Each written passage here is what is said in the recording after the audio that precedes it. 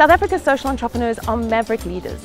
They bring the best that business has to offer. It's focused on profitability, it's focused on accountability, and they blend that with the best that civil society brings. It's focused on social change and values. In a country like South Africa, where we grapple with such high inequality, business cannot continue to operate in isolation. So the question is, what can we learn from our social entrepreneurship leaders? These folk who manage to so beautifully blend the best of business and the best of civil society.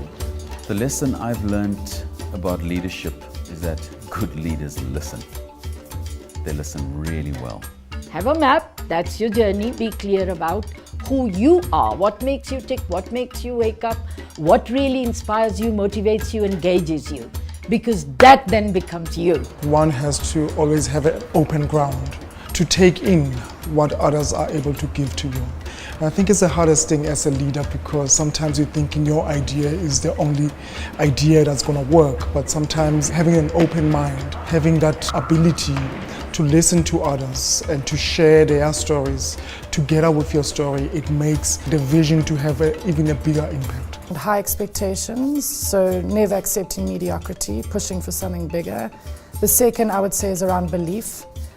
Belief that in terms of children, we believe that our children can actually achieve. It doesn't matter what background you come from. You've got to believe in the staff members, the teams that you work with, because you are pushing boundaries every single day. You are going into the unknown.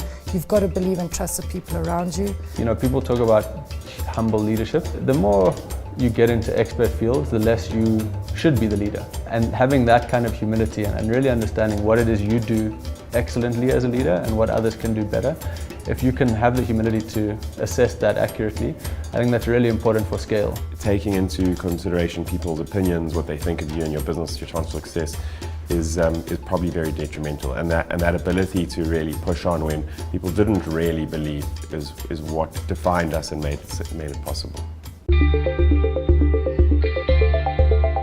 The world evolves so quickly, you can never know it all, and listening's your best way of staying informed. And then, of course, reading widely. What's very important is self-belief, because leadership is very lonely, it's often very daunting.